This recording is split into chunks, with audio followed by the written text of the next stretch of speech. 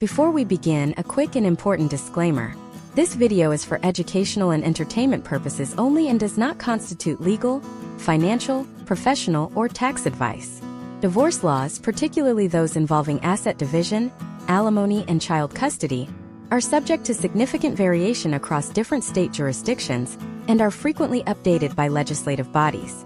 We are not attorneys, and the information provided in this series should not be used as a substitute for competent legal counsel licensed in your specific state.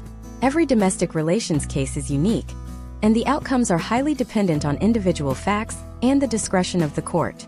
You are strongly advised to conduct your own due diligence and consult with a qualified legal professional before making any decisions regarding your domestic or financial situation.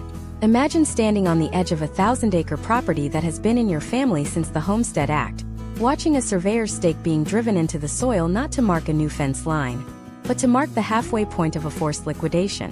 In the Great Plains, the vast stretch of the American heartland encompassing states like Nebraska, Kansas, Oklahoma, and the Dakotas, divorce is rarely just the end of a marriage. For men in this region, it is often a total tactical dismantling of a multi-generational legacy. There is a statistical reality that many men in the Midwest and the Plains are hesitant to acknowledge until it is too late. While the national divorce rate has shown signs of plateauing, the complexity of asset division in agricultural and energy-rich states has actually intensified. We are seeing a historical trend where the traditional handshake culture of the Plains is colliding with a modern, aggressive legal framework that does not prioritize sentiment or heritage. If you are a man living in this region, you are operating under a set of statutes that can, if misunderstood, lead to the permanent loss of business interests, mineral rights, and parental autonomy. The open loop we are exploring today is not just about how to survive a filing. It is about why some men emerge from this process with their dignity and assets intact, while others find themselves effectively exiled from the lives they spent decades building. We will be uncovering the specific legal landmines hidden in the Great Plains statutes, things your spouse's attorney knows but you likely do not. This deep dive masterclass is designed to solve the single most pressing problem facing men in the Great Plains today: the information gap. Most divorce advice found online is tailored for the coastal urban environment, focusing on W-2 income and suburban real estate. That advice is virtually useless when you are dealing with the equitable distribution laws of Kansas or the unique, no-fault nuances of Nebraska. This series solves the problem of legal blindness by providing a step-by-step roadmap through the specific cultural and legal landscape of the heartland.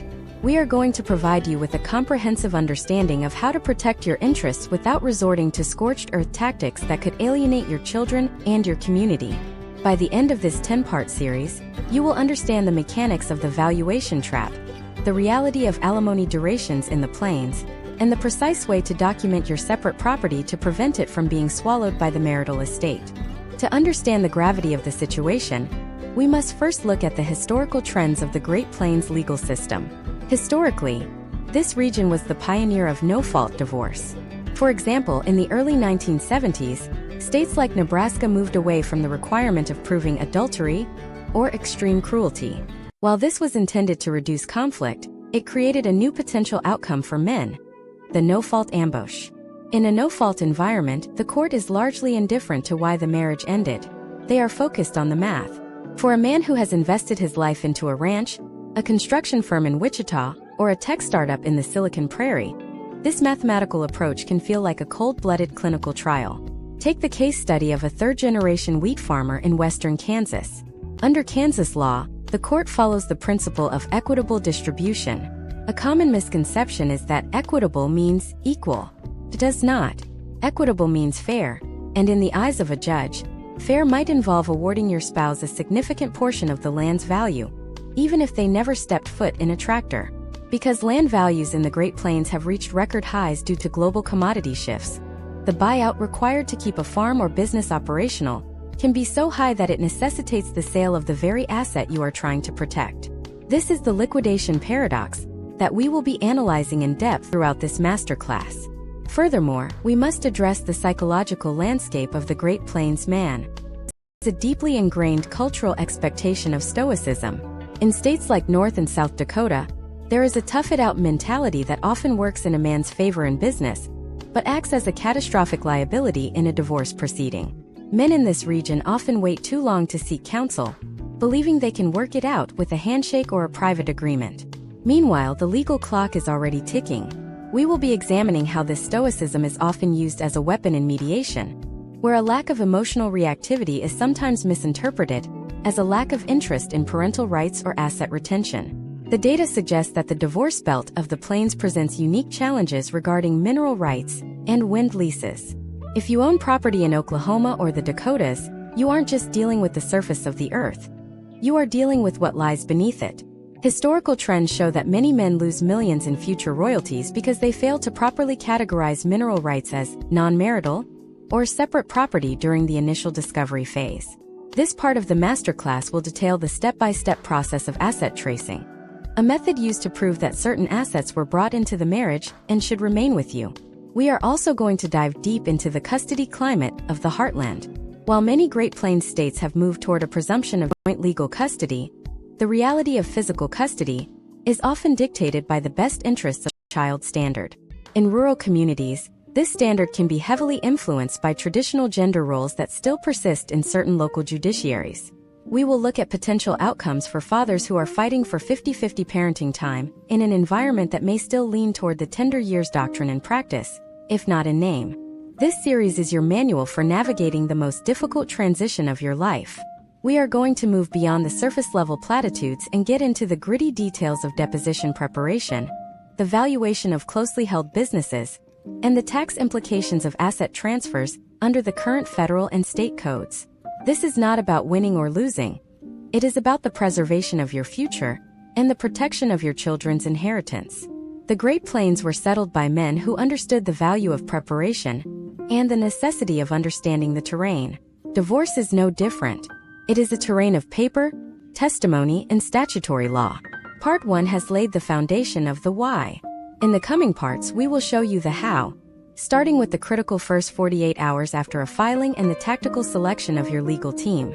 We will explore how to identify an attorney who understands the specific plains nuances versus a city lawyer who might miss the intricacies of agricultural valuations or local court biases.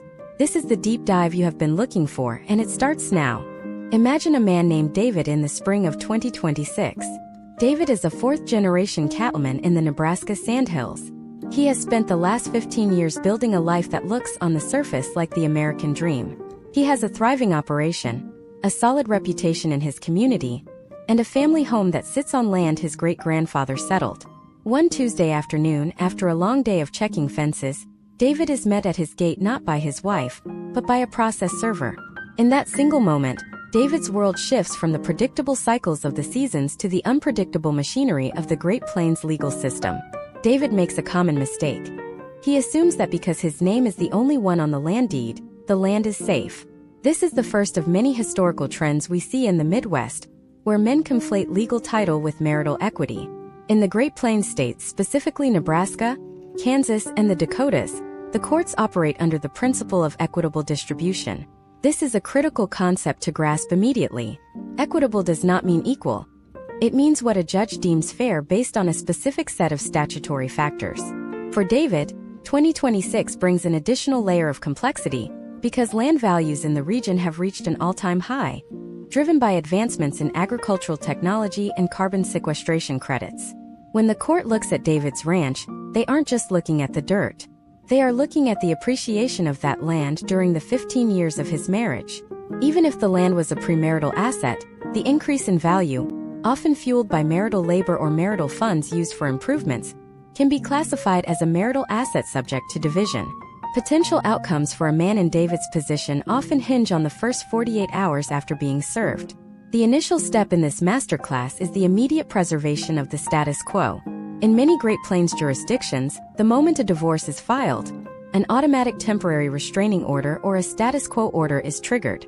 This is not a criminal restraining order, but a financial one. It prevents either party from hiding assets, changing insurance policies, or making large, unusual expenditures. If David, in a fit of panic, moves $50,000 from a joint account into a private one, he is not just being savvy. He is potentially committing a violation of a court order that can lead to sanctions or a heavily biased final judgment. Let's move into a case study involving Marcus, a petroleum engineer based in Oklahoma. It is 2026, and Marcus has significant interests in several mineral leases. Marcus believes that because his income is volatile and tied to the energy market, his spouse won't be able to claim a portion of his future royalties. This is a dangerous misconception. In Oklahoma, the court looks at the nature of the asset and when the right to that asset was earned. If the leases were secured during the marriage, the potential for those leases to generate income is considered a marital interest. Marcus's first step is to engage in a process called asset tracing. This is a step-by-step forensic accounting method where you go back to the literal date of acquisition for every major asset you own. The tracing process requires a meticulous paper trail. For men in the Great Plains, this often involves digging through decades-old county records, bank statements from defunct local banks, and tax returns that may have been filed before the marriage even began. The goal is to prove that the root of the asset is separate property. If you cannot prove it, the court will likely default to the assumption that it is marital. Imagine if Marcus had used $10,000 of marital savings to pay the taxes on his separate mineral rights. In many Great Plains courts, this act alone could be seen as commingling, effectively bleeding the separate nature of the asset into the marital pool. Step 1 for Marcus or David is the creation of a comprehensive digital and physical inventory. This is not a task to be delegated entirely to an attorney. You must be the primary architect of your own defense. This inventory should include every bank account number, every retirement account login, every vehicle identification number, and crucially in the modern era of 2026, every cryptocurrency wallet or digital asset key. We are seeing a historical trend where men attempt to shield assets in decentralized finance platforms, only to have the court hire forensic experts whose fees are then deducted from the man's share of the marital estate. Transparency in the discovery phase is not a sign of weakness. It is a tactical necessity to maintain credibility with the judge. Another critical element is the determination of venue. In the Great Plains, where counties are sparsely populated, the choice of where a case is heard can significantly impact potential outcomes. If you live in a rural county but work in a metropolitan area like Omaha, Wichita, or Oklahoma City, where you file or where your spouse files can change the judicial philosophy you encounter. Rural judges may have a more traditional view of family dynamics and property, whereas urban judges may be more accustomed to complex corporate valuations. Understanding the local rules of your specific county is a step that many men overlook until they find themselves in front of a judge who has known their spouse's family for 40 years. We must also discuss the psychological trap of the nice guy. Many men in the Great Plains, raised with a strong sense of chivalry and community, believe they can settle their divorce over a cup of coffee at the local diner. They agree to move out of the marital home as a gesture of goodwill, thinking it will make the process smoother. In reality, moving out without a temporary parenting plan or a formal occupancy agreement can be a catastrophic tactical error. In the eyes of the court, leaving the home can be interpreted as an abandonment of the premises, making it much harder to regain access or to argue for a primary or 50-50 residential schedule for your children. It also creates a new financial reality where you are suddenly paying for two households on the same income, which the court may then use as a baseline for temporary support payments. The historical trends of alimony, or maintenance as it is often called in the Plains, have shifted away from lifelong support toward rehabilitative support. However, in 2026, we are seeing courts look more closely at the standard of living established during the marriage. If you have been the primary breadwinner for 20 years, the court's goal is often to ensure the other spouse does not become a ward of the state. This means you need to be prepared for a step-by-step breakdown of your monthly expenses versus your income. This is where many men fail because they do not realize that their lifestyle is also an asset that is being evaluated. As we conclude this part of the deep dive, we have established the importance of asset tracing, the dangers of commingling, and the necessity of maintaining the status quo. We have looked at how David and Marcus must navigate their specific regional challenges, from agricultural land appreciation to mineral rights. But there is a much larger, more invisible force at play that can dismantle a man's financial future even more effectively than a judge's order. It is the silent killer of the Great Plains divorce, the valuation trap. In the next part, we will explore exactly how a business or a farm is valued in 2026, and why the number on your tax return is almost never the number the court will use. We will look at how a spouse's attorney uses phantom income and goodwill to inflate your net worth, and the specific counter tactics you must use to ensure the valuation remains grounded in reality. If you think your business is worth what you could sell it for today, you are already behind the curve. We will uncover the truth about the valuation trap in Part 3. The valuation trap begins with a fundamental misunderstanding of the word value. To a man running a business or a ranch in the Great Plains in 2026, value usually means what a willing buyer would pay him in cash today. But in a divorce court in states like Iowa, Nebraska, or Kansas, value is a shape-shifting ghost. The court doesn't look for market value. It looks for intrinsic value or fair value, which are academic constructs designed to maximize the size of the marital pie. Imagine a man named Thomas in 2026. Thomas owns a high-precision AG tech firm in Sioux Falls, South Dakota. His company builds specialized drone sensors for corn crop analysis. On paper, his business has a book value, assets minus liabilities, of about $500,000. Thomas assumes that if he pays his wife $250,000, he has settled the score. He is wrong. Historical trends in Great Plains jurisdictions show that courts are increasingly moving toward the income approach for business valuations. An appraiser hired by Thomas's spouse will look at his 2026 earnings and apply a multiplier. They aren't looking at what the business is worth today. They are looking at a projection of what Thomas will earn over the next decade. If the firm nets $200,000 a year, the appraiser might apply a 5x multiplier, suddenly valuing a $500,000 company at $1 million. This is the valuation trap in its simplest form. Thomas is being asked to pay out cash based on a future that hasn't happened yet, using money he hasn't earned. To navigate this, you must understand the distinction between enterprise goodwill and personal goodwill. This is the primary battlefield for business owners in the Midwest. Enterprise goodwill is the value associated with the business entity itself, the brand, the location, the proprietary software. Personal goodwill is the value that exists solely because of Thomas's personal reputation, his relationships with farmers, and his specific expertise. In many Great Plains states, personal goodwill is considered a non-marital asset. It is not something that can be sold or divided because it is inextricably linked to the man himself. However, if Thomas's attorney does not aggressively demand a separate valuation for personal goodwill, the court may default to including the entire goodwill of the company in the marital estate. Step 1 for Thomas is to hire a forensic accountant who specializes in the Mullen, or net assets approach to strip away the personal value from the corporate value. Imagine another scenario involving a man named Robert, a wheat farmer in western Kansas. In 2026, Robert's land values have surged due to a global grain shortage and new renewable energy leases on his acreage. Robert's equipment is aging, and his debt-to-asset ratio is high, but the paper value of his land makes him look like a multimillionaire. The court sees the $3 million in equity and starts dividing by 2. The trap here is the deferred tax liability. If Robert is forced to sell land to pay his spouse, he will trigger massive capital gains taxes. Historically, many men in Robert's position have been ordered to pay a settlement based on the pre-tax value of the asset. This is a potential outcome that leads to financial ruin. The step-by-step countertactic is to provide the court with a hypothetical liquidation analysis. You must force the court to look at what would actually be left after the IRS takes its cut. In 2026, with shifting tax codes, this analysis is more complex and more vital than ever. We also have to address the phenomenon of phantom income. Many Great Plains businesses are structured as S-corporations or LLCs where the income flows through to the individual's tax return. Imagine Thomas's AG tech firm makes $300,000 in profit, but the business keeps $200,000 of that for research and development. Thomas only takes home $100,000 in actual cash. On his 2026 tax return, it looks like he made $300,000. In a divorce proceeding, the spouse's attorney will argue that Thomas has $300,000 available for alimony and child support. This is double dipping, using the same dollar to value the business as a marital asset, and then using it again to calculate support. To combat this, you must produce a step-by-step cash flow analysis that proves the business needs that retained earnings to survive.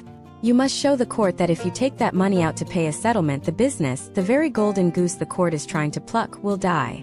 Case studies from recent years in Oklahoma and Nebraska highlight the danger of the buy-sell agreement.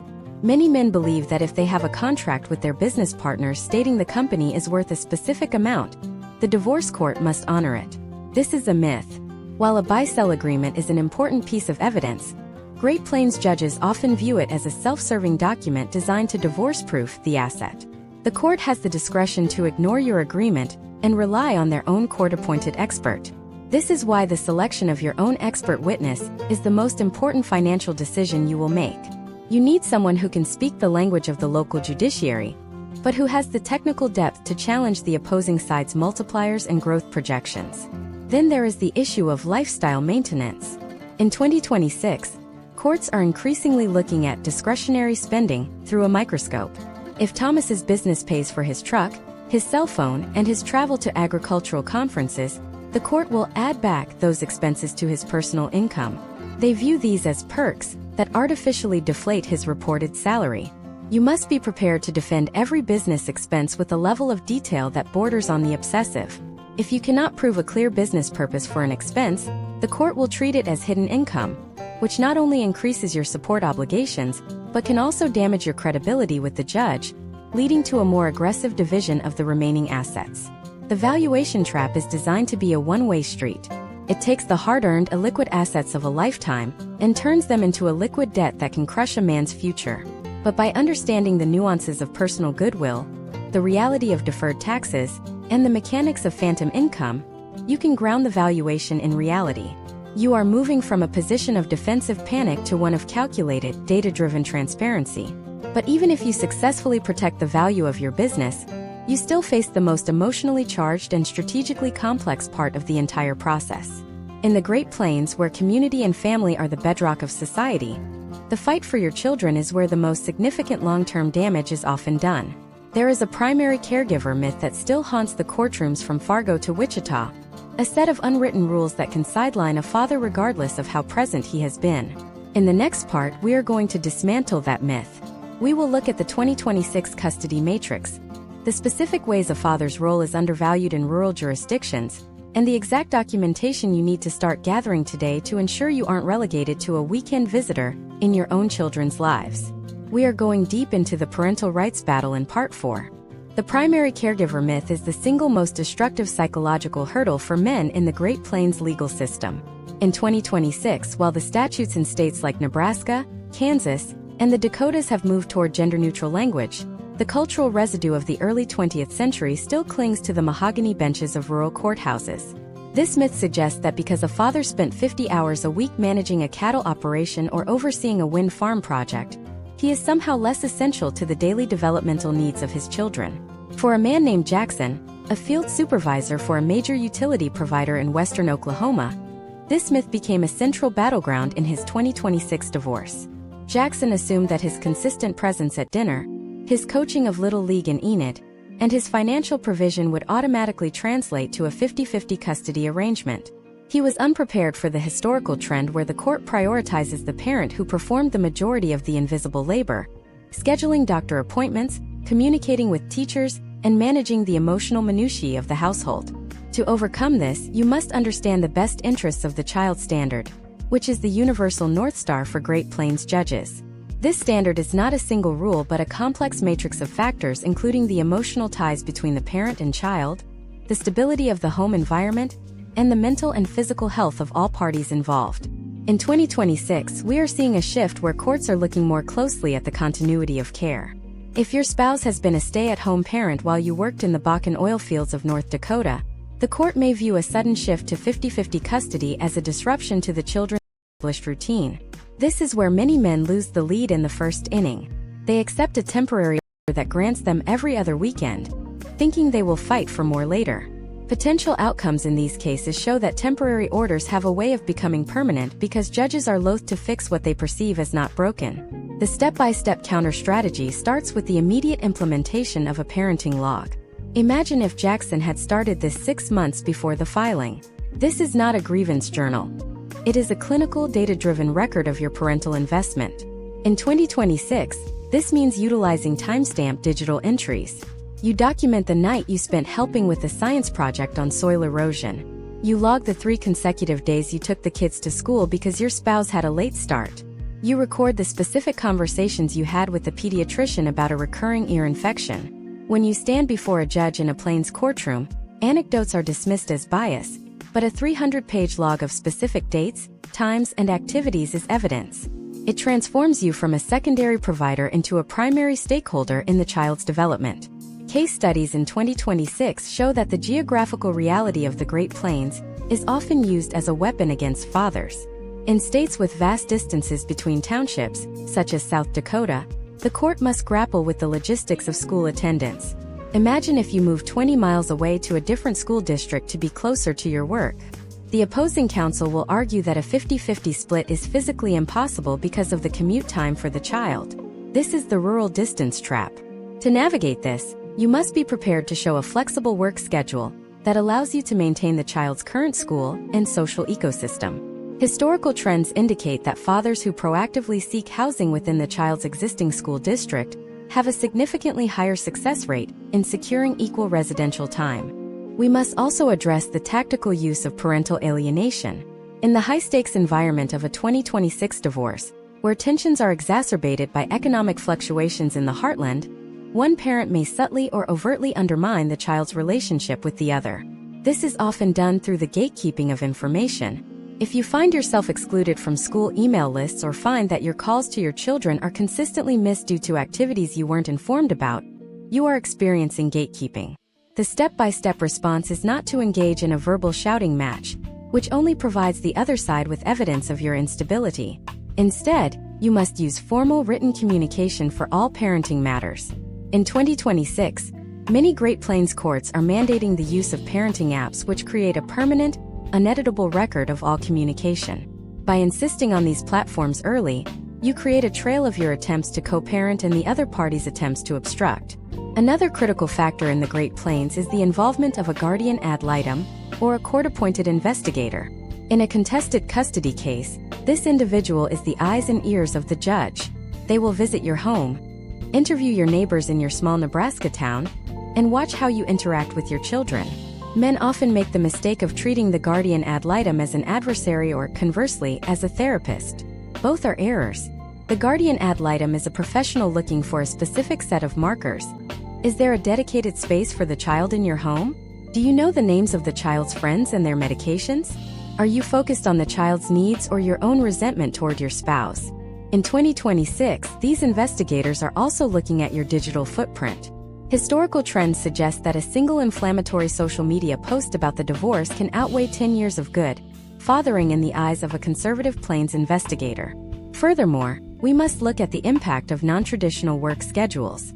Many men in this region are involved in seasonal work, harvest, ranching, or construction, that requires intense hours during certain months and offers significant downtime in others. The court's traditional view of a 9-to-5 schedule doesn't always fit the reality of the Great Plains. You must be prepared to present a specialized parenting plan that accounts for these fluctuations. Instead of a rigid week-on, week-off schedule, you might propose a plan where you have increased time during the off-season to compensate for the busy months. This shows the court that you are not just asking for time. You are solving the puzzle of your life to prioritize your children. The parental rights battle in the heartland is a test of endurance and preparation. It requires you to shed the stoicism that characterizes the Plains man and replace it with an active, documented, and visible commitment to your role as a father. You are not fighting for a trophy. You are fighting for the right to remain an influential force in the lives of the people who matter most. Jackson eventually secured his 50-50 arrangement not by arguing that it was fair to him, but by proving through hundreds of pages of school records and doctor visits that it was the only outcome that protected his children's well-being. However, even with your parental rights secured and your business assets protected from the valuation trap, there is one final, often overlooked adversary. It is the silent drain on your future that comes from the tax man and the specific complex ways the 2026 tax code intersects with divorce decrees in the Great Plains. If you think child support and alimony are the only checks you'll be writing, you are missing half the picture. In the next part, we will break down the fiscal aftermath. We will look at the hidden tax liabilities in land transfers, the new 2026 rules on dependency exemptions, and how an improperly worded decree can leave you with a tax bill that exceeds your annual income. We are moving into the financial survival phase in Part 5. Imagine a man named Wyatt in the summer of 2026. Wyatt owns a mid-sized construction firm in Bismarck, North Dakota, and has managed to hold on to several hundred acres of family land in the Red River Valley. After months of grueling negotiations regarding custody and business valuations, Wyatt feels he is nearing the finish line. He has agreed to a settlement that gives his ex-spouse a significant cash payment in exchange for him keeping the land and the business. To generate that cash, Wyatt plans to sell a portion of his acreage. He assumes that if the court decree says the property is his, he simply sells it, pays his ex, and moves on. This is the moment Wyatt enters the most dangerous financial phase of his life, the fiscal aftermath. In 2026, the tax landscape in the Great Plains has shifted significantly due to the expiration of several federal tax provisions from the previous decade, making the distinction between the market value of an asset and its tax-affected value a matter of survival. The first concept Wyatt must master is Section 1041 of the Internal Revenue Code. Historical trends show that most men believe a transfer of property between spouses during a divorce is a taxable event. It is generally not. Under Section 1041, the transfer is treated as a gift for tax purposes, meaning no gain or loss is recognized at the time of the transfer. However, this is a double-edged sword known as the basis trap. If Wyatt receives the full title to a parcel of land that was originally purchased by his grandfather for $50 an acre, but is now worth $5,000 an acre, he also inherits the original cost basis. When Wyatt sells that land to pay his settlement, he is responsible for the capital gains tax on the entire appreciation from $50 to $5,000. In 2026, with capital gains rates potentially higher than in years past, Wyatt could find himself owing the IRS hundreds of thousands of dollars that he did not account for in the settlement. Potential outcomes for men in this position often involve a net loss, even in a 50-50 split. If the spouse receives $500,000 in cash, which is tax-free to her, and Wyatt receives $500,000 in land with a low basis, he actually receives significantly less than she does. To avoid this, the step-by-step process requires a tax-affected balance sheet. You must calculate the latent tax liability of every asset before the final decree is signed. This means projecting the sale of the asset, calculating the federal and state tax, and deducting that liability from the asset's current value. If Wyatt's attorney fails to argue for a tax-affected valuation, Wyatt is essentially subsidizing his ex-spouse's tax bill. Next, we must look at the 2026 reality of dependency exemptions and child tax credits. For the last several years, the tax code has been in a state of flux. As of 2026, we are seeing a return to stricter rules regarding who can claim children as dependents. In the Great Plains, where many men have 50-50 physical custody, there is often a dispute over who gets the tax benefit. The IRS has a very simple, rigid rule. The custodial parent is the one with whom the child spent more than half the nights of the year. If it is exactly 182.5 nights, the parent with the higher adjusted gross income usually wins. However, this is not a permanent state. You can negotiate the right to claim the children through IRS Form 8332. Case studies from Oklahoma and Kansas in 2026 highlight a common error where men assume the divorce decree's wording overrules federal tax law. It does not. Even if your state judge orders that you get to claim the children every other year, the IRS will side with the custodial parent unless a signed Form 8332 is attached to your return. The step-by-step tactical move here is to make the execution of Form 8332 a condition for the payment of child support or other financial obligations. If you do not get that signed form at the time of the decree, you have no leverage later, and you may find yourself being audited for a credit you thought was rightfully yours. We then move into the true cost of alimony or maintenance. Since the tax changes in 2018, which remain in effect in 2026, alimony is no longer deductible for the payer and is not taxable income for the recipient. This has fundamentally changed the math of divorce for high-earning men in the Plains.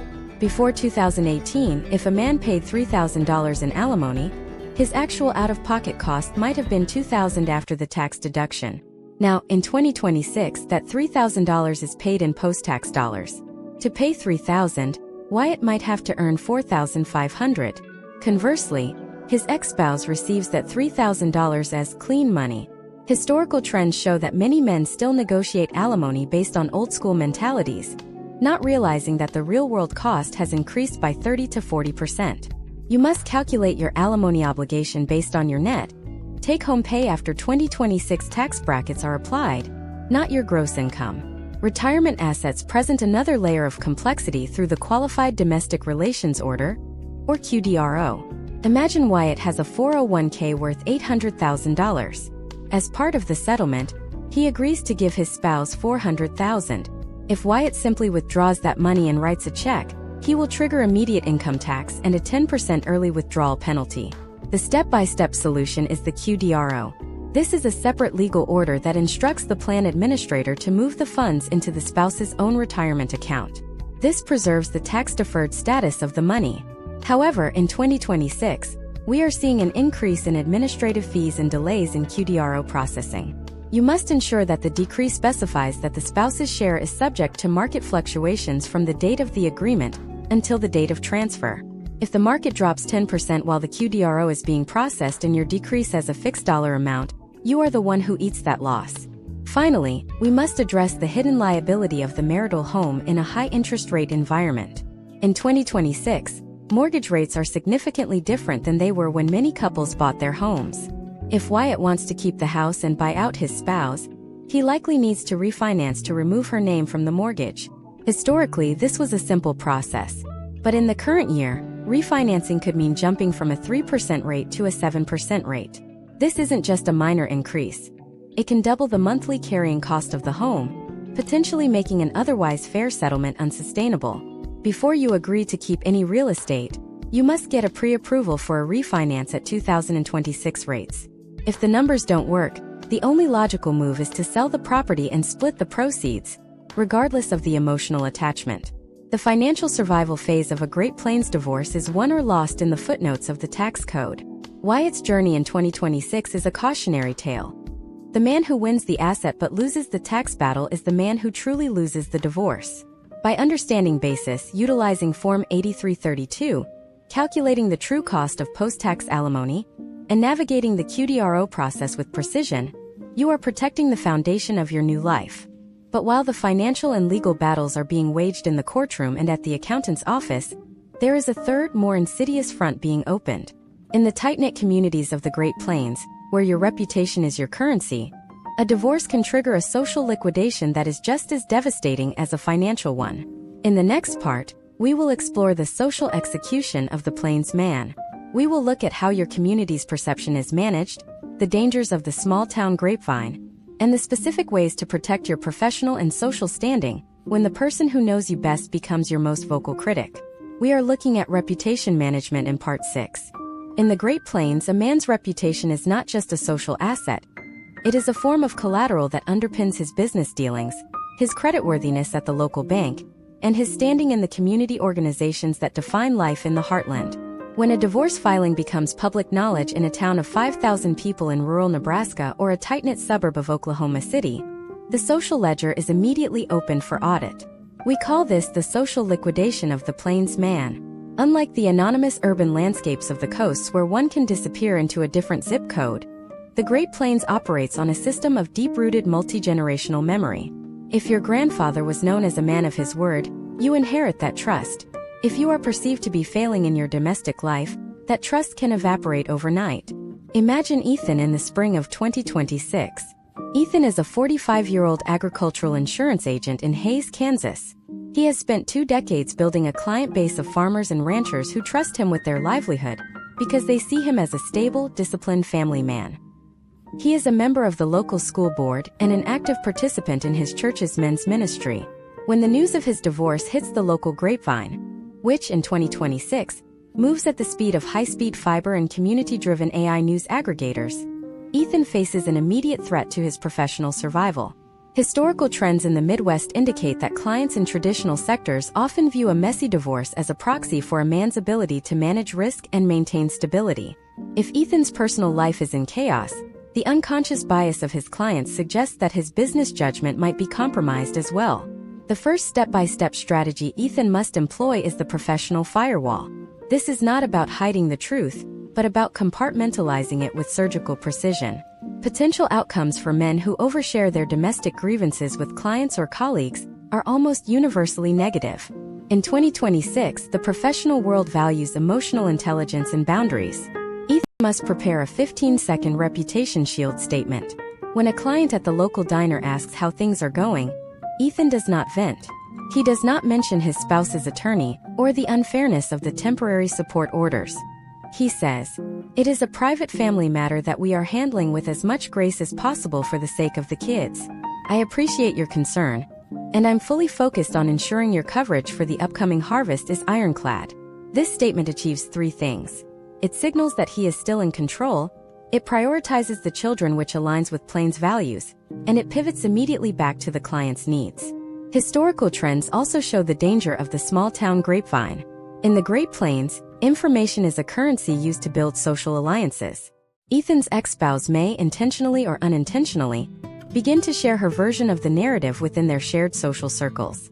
Imagine if she begins telling people at the local gym or the grocery store that Ethan has become unstable or financially reckless. For Ethan, the instinctual reaction is to launch a counter-narrative, to clear his name by highlighting her faults. This is a tactical error. In the Great Plains high road culture, the person who speaks the least about the conflict is often the one who eventually wins the community's respect. By remaining silent on the details, Ethan allows his ex-spouse's public outbursts to define her character, while his own stoic silence defines his. This is the quiet competence model. Over time, the community begins to view the vocal party as the source of the drama, and the silent party as the anchor of the family. In 2026, we must also address the digital reputation matrix. Local community forums and social media groups have become the modern-day town square. Case studies from 2026 highlight men who lost significant social standing because they engaged in vague booking or reacted to provocative posts from their spouse's family members. The step-by-step rule for the Plains man in 2026 is simple. Treat every digital interaction as if it will be read aloud by a judge in a courtroom. If Ethan is tagged in a post or sees a rumor circulating, his best move is a total digital blackout on personal matters. He should update his professional LinkedIn profile with achievements and community service work, effectively drowning out the negative noise with positive, data-driven professional updates. This is not just about social standing. It is about search engine optimization. When a potential client searches for Ethan in 2026, the first page of results should be his business successes and community leadership, not a digital trail of domestic strife. Another critical element of reputation management is the preservation of the fatherhood brand. In the Great Plains, a man who is perceived as a deadbeat or an absentee father is socially radioactive. Even if Ethan is fighting for custody behind the scenes, the community sees what he does in public. Imagine if Ethan stops attending his daughter's volleyball games because he finds it too painful to see his ex-spouse. The grapevine does not see his pain, it sees his absence. It interprets that absence as a lack of commitment. The tactical move is visibility without engagement. Ethan must attend every public event involving his children. He should arrive early, sit in a different section than his ex-spouse, and focus entirely on the children. He remains polite but brief with mutual friends. By showing up, he reinforces his identity as a committed father, which is the most powerful reputation shield a man has in the Midwest. We also have to consider the character witness pipeline. In a contested divorce in 2026, you may need members of the community to testify or provide affidavits regarding your character. If Ethan has spent the first 6 months of his divorce being a recluse or acting out in frustration, he is poisoning his own witness pool. Step by step, Ethan should continue his community service and board memberships. He should be the first person to volunteer for the county fair committee or the church cleanup day. This isn't just about being a good person. It is about maintaining a network of people who can say with a straight face, "I've known Ethan for 20 years, and even during his hardest trials in 2026, he never missed a meeting and always did what he said he would do."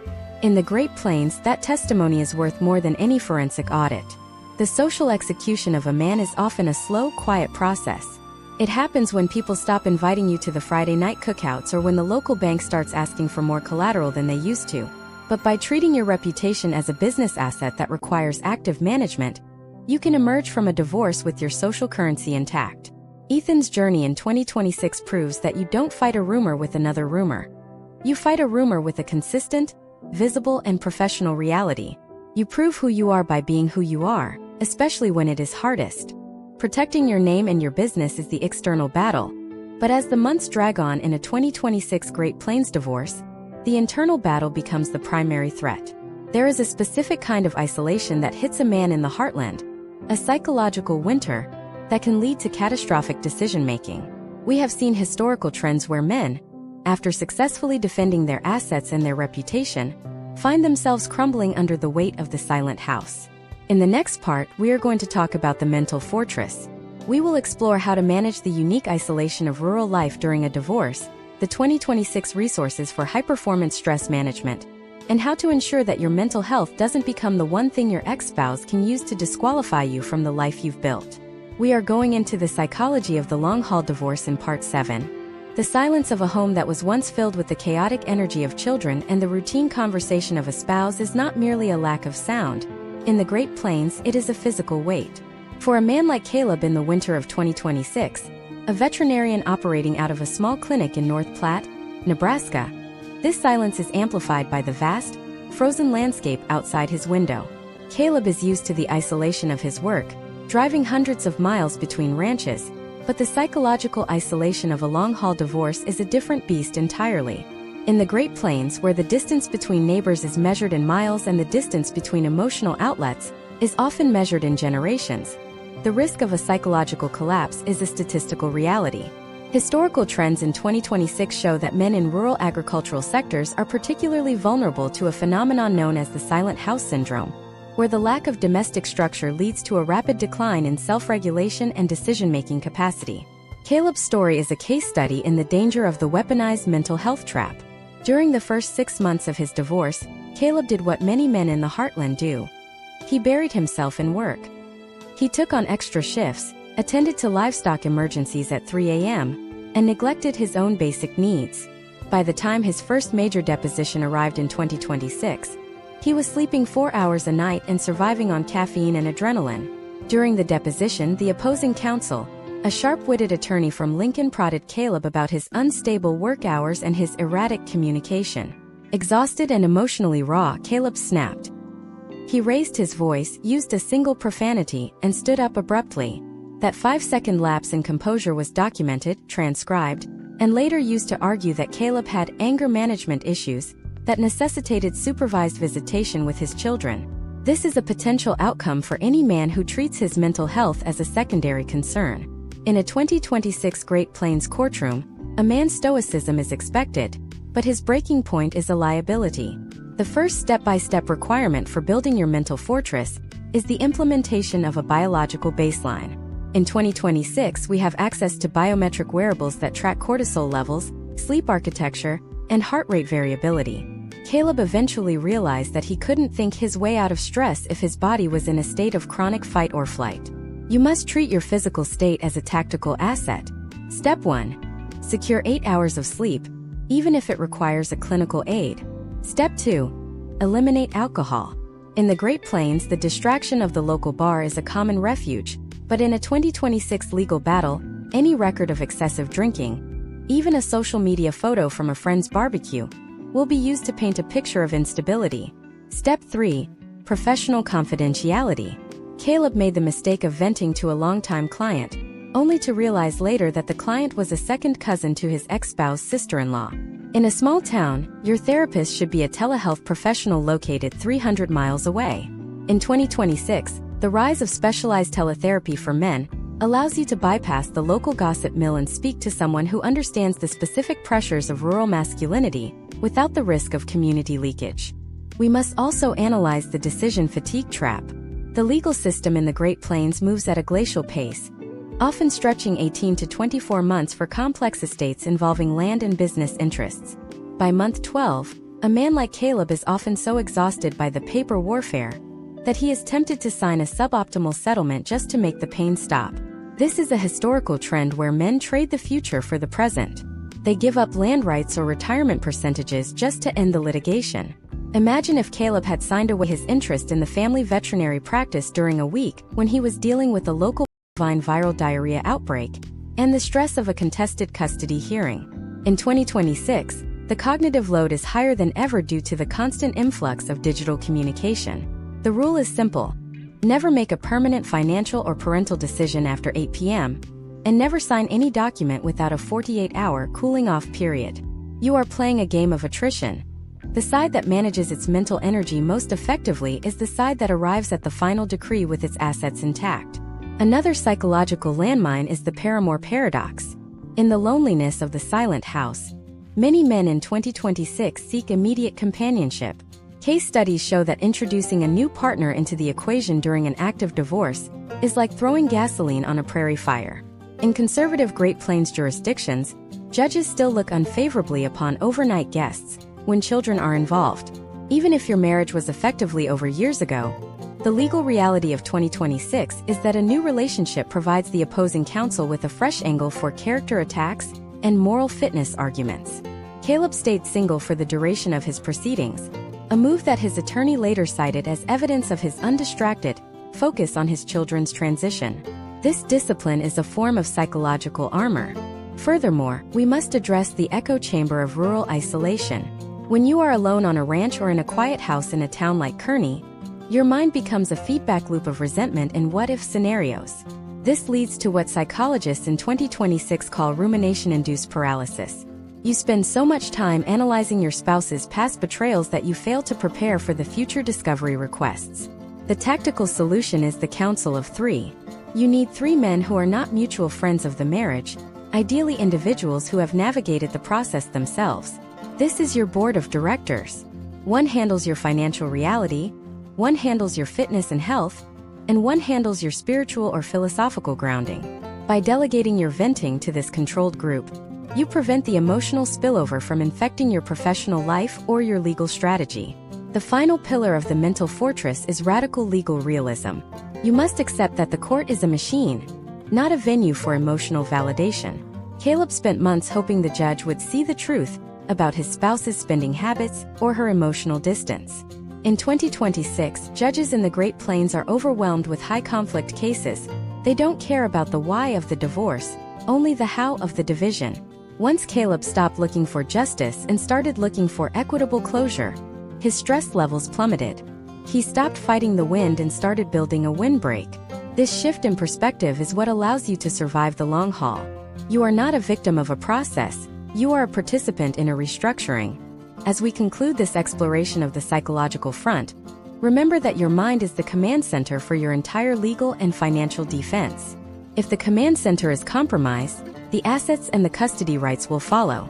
Caleb emerged from his 2026 divorce with his veterinary practice and his relationship with his children preserved, because he treated his mental health with the same clinical precision he used to treat his patients. But even with a fortress of a mind, there is one area where the most disciplined man can still be blindsided. It is the invisible digital trail, the emails from 2022, the text messages sent in anger at 2 a.m., and the GPS data stored in his truck's infotainment system. In the next part, we are going to dive into the digital discovery war. We will look at how the 2026 legal framework uses hidden data to dismantle a man's testimony, the reality of social media forensics, and the specific ways to sanitize your digital footprint before the subpoenas start flying. We are uncovering the digital ghosts of the plains in Part 8. The digital landscape of the Great Plains in 2026 is a far cry from the analog world of 20 years ago. In states like Oklahoma and Nebraska, the local courtrooms are now equipped with sophisticated electronic discovery tools that can turn a man's digital history into a weapon of mass financial destruction. We are witnessing a historical trend where the most damaging evidence in a divorce case doesn't come from a private investigator hiding in the bushes, but from the pocket of the man himself. In 2026, your smartphone, your truck's infotainment system, and even your smart connected agricultural equipment are all potential witnesses for the prosecution. Imagine Liam, a successful general contractor in Sioux City, Iowa. In early 2026, Liam found himself in the middle of a high-stakes divorce where the division of his company's assets was the primary point of contention. Liam was a disciplined man who believed he had kept his personal and professional lives separate. However, he made a common 2026 tactical error. He assumed that deleting a message meant the data was gone. During the discovery phase, the opposing counsel utilized an AI-driven forensic tool called a discovery scraper. This tool didn't just look for active files. It targeted the slack space of his hard drives and his cloud-synced backups. They recovered a series of deleted text messages from 2024 where Liam had joked with a business partner about padding the equipment depreciation to lower his reportable net worth. In the eyes of the court, this wasn't just a joke. It was evidence of an intent to commit fraud on the marital estate. The potential outcome for Liam was a court-ordered forensic audit of his entire business, costing him $50,000 in expert fees alone before the case even reached a judge. The first step-by-step reality you must accept in 2026 is the doctrine of spoliation. The moment a divorce is reasonably anticipated, which often means the moment you start researching lawyers, you are under a legal obligation to preserve all electronic evidence. If you suddenly decide to clean up your hard drive or factory reset your phone, the court can hit you with a spoliation sanction. In the Great Plains, this often results in a negative inference instruction.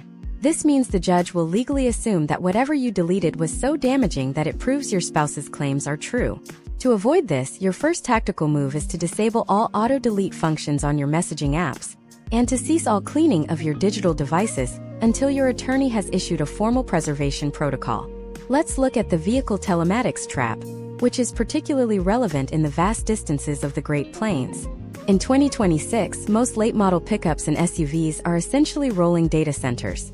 Imagine if you are fighting for custody and claim to be home every night by 6 p.m. to be with your children. If your spouse's attorney subpoenas the telematics data from your truck, they can see every GPS coordinate, every time the door was opened, and even the weight in the passenger seat. Case studies show that men have been caught in geo-fenced lies because their vehicle's infotainment system recorded them at a sports bar 30 miles away when they claimed to be at a school function. This data is objective, time-stamped, and nearly impossible to refute. Furthermore, we must address the metadata fingerprint. Every photo you take with your phone in 2026 contains EXIF data, a hidden layer of information that includes the exact GPS coordinates, the altitude, and the precise millisecond the photo was taken.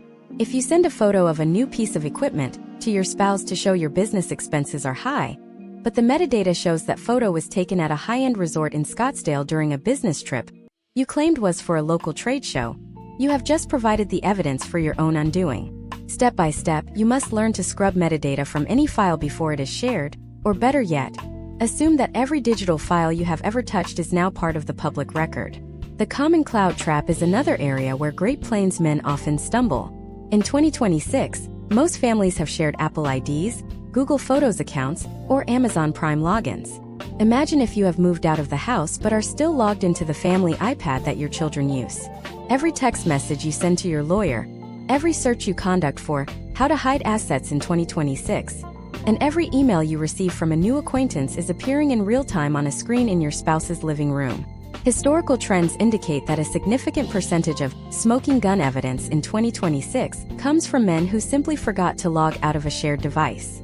Your immediate step-by-step action plan must include a digital divorce audit. This involves changing every password, enabling two-factor authentication on a device your spouse has never touched, and formally deauthorizing all shared devices from your personal accounts. We also have to discuss the role of social media forensics. In the tight-knit communities of the Plains, your social media isn't just about what you post, it's about what your friends post. Even if you are careful, a friend tagging you in a photo at a casino or an expensive hunting trip can be used to prove you have undisclosed income, or a lifestyle that contradicts your reported earnings. In 2026, lawyers use scraping bots that monitor not just your profile, but the profiles of everyone in your inner circle. The tactical move here is a social media neutrality policy. You don't delete your accounts, which could be seen as spoliation, but you go dark. You stop posting, you untag yourself from everything, and you strictly control your privacy settings. In the Great Plains, where many men are involved in agriculture, even the John Deere data is now a factor. Modern combines and tractors in 2026 record yield maps and engine hours that are synced to the cloud. If you claim a crop failure to reduce your income for child support calculations, but the telematics data from your machinery shows record-breaking harvest speeds and high-moisture grain counts, the discrepancy will be flagged by a forensic accountant. This is the level of granular discovery that is now standard in 1,000-acre divorce cases. The digital discovery war is a battle of technical hygiene and discipline. It requires you to view every click, every text, and every GPS-enabled movement as a potential exhibit in a courtroom. By performing a digital audit, securing your cloud accounts, and understanding the permanence of metadata, you are taking control of the narrative before the AI scrapers can distort it. You are moving from a state of digital vulnerability to a state of forensic readiness. But once the digital ghosts are laid to rest and the assets have been valued, you eventually reach the most critical juncture of the entire process. It is the moment where the paper war stops and the negotiation war begins.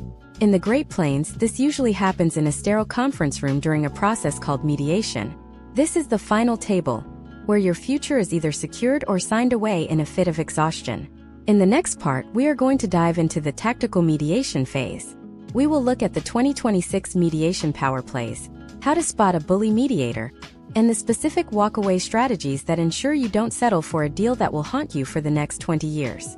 We are entering the endgame in Part 9. Imagine a man named Grant in the spring of 2026. Grant sits in a windowless conference room in downtown Oklahoma City. The air conditioning is humming with a sterile, rhythmic drone that seems to amplify the silence between him and his attorney. Grant is a fourth-generation rancher, a man who is more comfortable navigating a 1,000-acre pasture than a 4-page legal summary. Today is his mandatory mediation day. In the Great Plains legal system of 2026, mediation is not just a suggestion, it is a gatekeeper. Most judges in states like Oklahoma, Kansas, and Nebraska will not grant a trial date until both parties have spent at least 8 to 12 hours in a room attempting to settle their differences with a neutral third party. This is the endgame of the paper war we have discussed. It is the final table where your assets, your parenting time, and your future financial stability are either preserved or traded away. The first step-by-step reality Grant must face is the anatomy of the mediation room. You are rarely in the same room as your spouse. This is called caucusing or shuttle diplomacy. Grant stays in one room with his lawyer, while his spouse and her attorney are in another down the hall. The mediator, a retired judge or a senior domestic relations attorney, moves back and forth between the two rooms, carrying offers and counteroffers like a high-stakes courier. Historical trends in 2026 show that the first 3 hours of this process are almost entirely performative. Both sides start with extreme positions. Grant's spouse might demand 70% of the ranch's equity and primary custody, while Grant might offer a lower-than-market buyout and 50-50 parenting time. The mediator's job in these early hours is not to find a solution, but to assess the emotional temperature of each room and identify the pressure points. For men in the Great Plains, the primary pressure point is often the preservation of the land or the business. Imagine if Grant's mediator enters the room at 11 a.m. and says, "Grant, your wife is willing to let you keep the northern acreage, but she wants the full cash value of the mineral rights in the southern half paid out over 5 years." This is the first anchor of the day. A common mistake men make is reacting emotionally to the first anchor. Grant's instinct is to defend his heritage, but his tactical requirement is to analyze the math. Potential outcomes in mediation are heavily influenced by who sets the first realistic bracket. Grant should have already prepared a mediation spreadsheet with his attorney, a document that lists his walkaway numbers for every single asset. If the mediator's offer falls outside that bracket, Grant's response should be a dispassionate, data-driven counteroffer that refers back to the business valuations and tax-affected logic we established in Part 3 and Part 5. We must also discuss the phenomenon of the bully mediator. Not every mediator is truly neutral. Some are settlement-driven, meaning their only goal is to get a signed agreement so they can mark the case as closed on their personal statistics. In 2026, we see case studies where mediators use fear as a lever. They might tell a man like Grant, "If you take this to the judge in this county, you're going to lose the ranch entirely." He's a pro-spouse judge who doesn't like agricultural exemptions. This is a common tactic to induce settlement fatigue. Grant must understand that the mediator has no power to order him to do anything. The mediator is a negotiator, not a decider.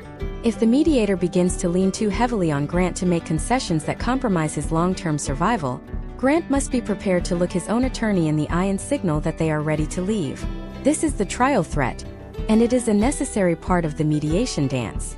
The 2 p.m. slump is where many Great Plains divorces are won or lost. By mid-afternoon, Grant has been sitting in that room for 6 hours. He has eaten a lukewarm sandwich from a plastic container. He is tired of the back and forth. This is when the opposing counsel will often drop an exploding offer, a settlement proposal that is slightly better than their previous one but comes with a 1-hour deadline for acceptance. Historical trends suggest that men, driven by the desire for closure and the psychological weight of the silent house we discussed in Part 7, often fold during this window. They sign a deal that gives them the land but saddles them with a debt-to-income ratio that makes the ranch unviable. To survive this, Grant needs a physical reset. He should leave the building, walk around the block, and recalibrate his perspective. He must remember that 12 hours of discomfort in a conference room is a small price to pay to avoid 20 years of financial servitude. Another critical step-by-step detail is the non-negotiable list. Before Grant entered that room at 8 a.m., he should have identified 3 items that are absolute red lines. For a man in the heartland, This might be the right of first refusal for parenting time, the retention of a specific mineral lease, or the protection of a family inheritance. Everything else is a bargaining chip. If Grant tries to fight for every single tractor and every single acre with the same intensity, he will run out of emotional capital before the day is over. Tactical mediation is about horse trading. You give up the liquid cash in a savings account to keep the illiquid land that generates your future income. You concede on the division of household goods to secure a rigid 50-50 parenting schedule that cannot be easily modified later. Imagine another case study. Blake, a tech entrepreneur in Fargo, North Dakota. In his 2026 mediation, the sticking point is his company's intellectual property. The mediator is pushing for a percentage of future revenue deal. This is a trap. Historical trends show that percentage of future revenue deals lead to endless post-decree litigation. Blake's tactical move is to insist on a fixed sum buyout, even if that sum is higher than he wants to pay today. He is buying his future freedom.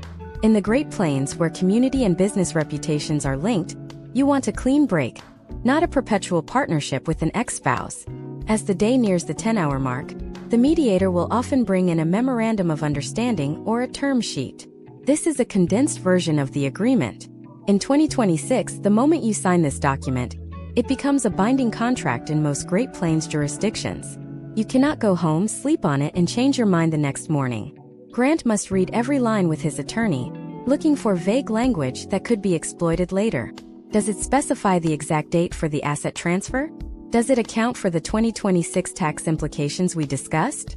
Does it define exactly how extraordinary expenses for the children will be split? If the language is to be determined later, Grant should not sign. He must insist on specificity now, while he still has the leverage of the no settlement option. Mediation is the art of controlled compromise. It is the moment where you stop being a litigant and start being a strategist.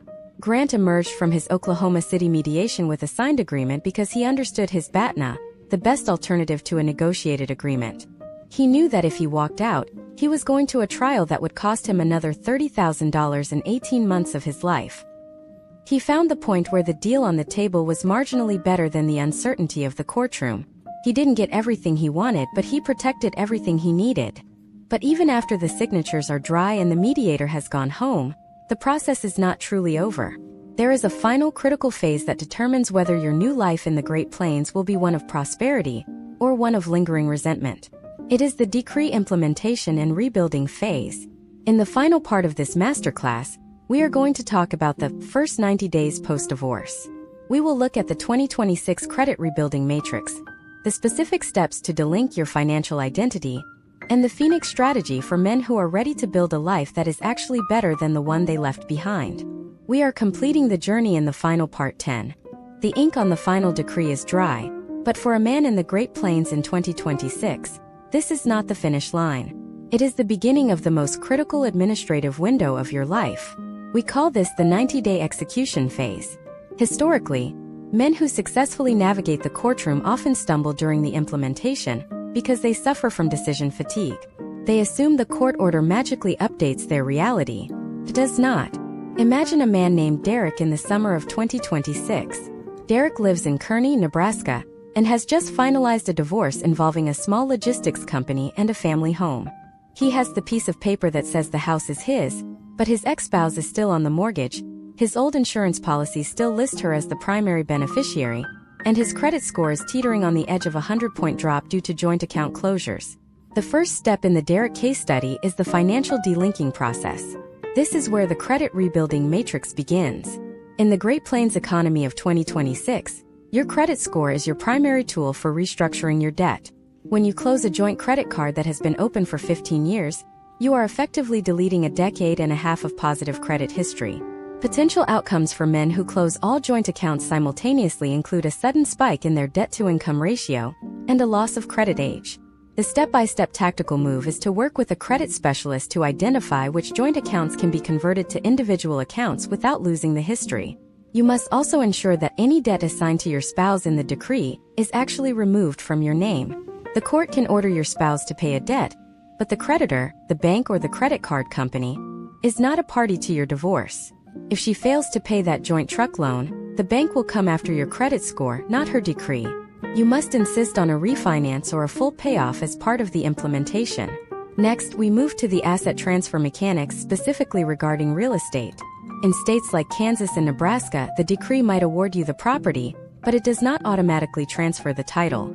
Derek must execute a quitclaim deed or a warranty deed, depending on the specific advice of his 2026 counsel. However, the hidden trap in the Great Plains is the mortgage assumption.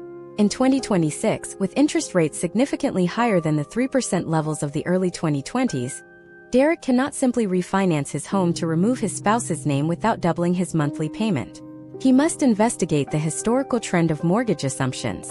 Some lenders allow a qualified individual to assume the existing low-rate mortgage and remove the other spouse without a total refinance.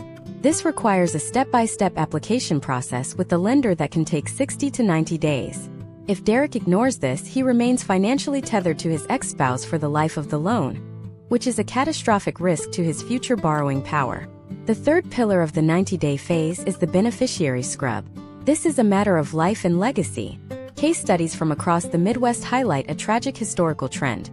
Men who pass away years after a divorce, only for their life insurance payouts or 401k balances to go to an ex-spouse because they forgot to update a single form. In 2026, most of these updates are digital, but they require manual triggers. Derek must systematically log into every retirement portal, every life insurance account, and every bank account with a payable on death designation. He must also update his will and his healthcare power of attorney. In the Great Plains, where many men have deep family roots and multi-generational assets, failing to update these documents can lead to a legal battle between your children and your ex-spouse that lasts for a decade. We then transition to the Phoenix strategy, which is the psychological and social rebuilding of the Great Plains man. In 2026, the social execution we discussed in Part 6 is countered by the creation of a third space. For Derek, this means finding a community that is entirely separate from the one he shared with his spouse. This could be a professional development group in Omaha, a high-performance fitness community, or a regional agricultural board. The goal is to rebuild your identity as an individual, not as one half of a former couple. This is not about forgetting the past. It is about reclaiming your future brand. In small towns like those in the Dakotas or Oklahoma, the Phoenix strategy requires you to be visible and productive. You don't hide in your house. You engage in the community as a man who has weathered a storm and emerged stronger. This resilience is the hallmark of the heartland, and it is your greatest social asset. The parenting pivot is the final and most long-term aspect of the rebuilding process. By late 2026, the initial shock of the divorce has worn off for the children, and the reality of two households has set in. This is where the gray rock method of communication becomes vital. If your ex-spouse attempts to trigger conflict or reopen old wounds, your response must be as boring and unresponsive as a gray rock. You stick to the facts of the parenting schedule. You use the mandated 2026 parenting apps for all logistics. You do not provide emotional fuel for a fire that is trying to burn down your new life. The potential outcome of this discipline is a professional, business-like co-parenting relationship that protects your children's mental health and your own peace of mind. Furthermore, we must look at the 2026 investment landscape for the newly single man. With the liquid capital you may have retained, you must pivot from a defensive mindset to an offensive one. This involves a step-by-step review of your tax-advantaged accounts and a potential move toward diversified Plains assets, perhaps mineral rights, sustainable energy leases, or local commercial real estate. You are no longer investing for a joint retirement that may never happen. You are investing for a legacy that you control. Historical trends show that men who take an active, aggressive interest in their post-divorce financial growth recover their net worth significantly faster than those who remain in a state of financial mourning. As we conclude this 10-part deep dive masterclass, understand that the journey you have taken is one of transformation. You have moved from the initial shock of the filing, through the minefields of asset valuation and digital discovery, past the psychological weight of isolation, and through the tactical chess match of mediation. You have learned how to protect your business, your land, your reputation, and your relationship with your children. The Great Plains were not settled by men who sought an easy path. They were settled by men who knew how to endure, how to adapt, and how to build something lasting out of raw earth and hard work. Your divorce is a season, not a destination. By following the step-by-step strategies outlined in this series, you have equipped yourself to not only survive this transition, but to thrive in the aftermath. But the work of a masterclass is never truly finished. The legal and financial landscape of 2026 continues to evolve, and the community of men navigating these waters is growing. There is a deeper layer to this journey that involves the long-term mentorship of the next generation and the specific ways to ensure your children inherit the resilience you have demonstrated. While this series has provided the roadmap through the legal and financial terrain, the next chapter is about the mastery of the new life you have created. In our upcoming special follow-up, we will be diving into the legacy protocol, the specific way a man in the heartland builds a multi-generational estate that remains impervious to future domestic litigation. The journey continues, and the best version of your life is the one you are about to build.